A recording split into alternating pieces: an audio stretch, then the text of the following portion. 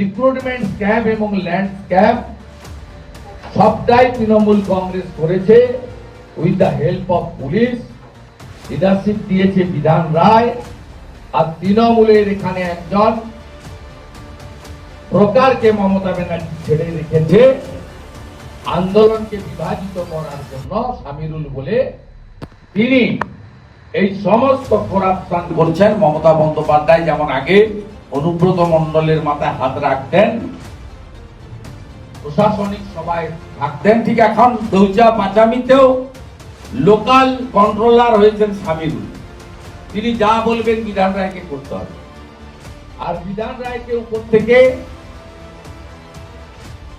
Protect করছেন TV সেলিমরা। আর মমতা বন্দ্যোপাধ্যায় খুব খুশিতে আছেন যে ওখানে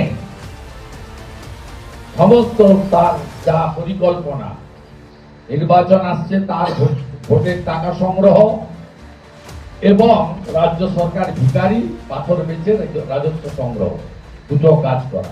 আমরা অনেক দিন অ্যালাউ করেছি দেউচা পাচামি।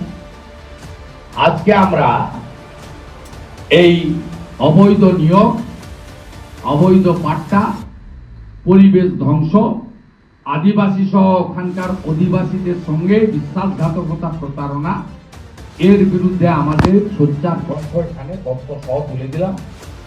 আপনাদের কাছে কপি দিয়ে দিচ্ছি।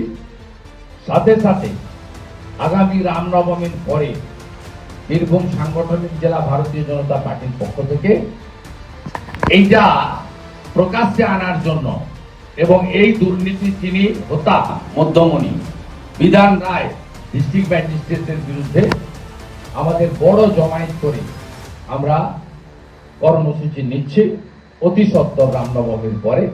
এটা জেলা তার সাংগঠনিক প্রক্রিয়া অনুযায়ী আলোচনা করে আপনাদেরকে কয়েকদিনের মধ্যে ডেটটা জানিয়ে দেবে।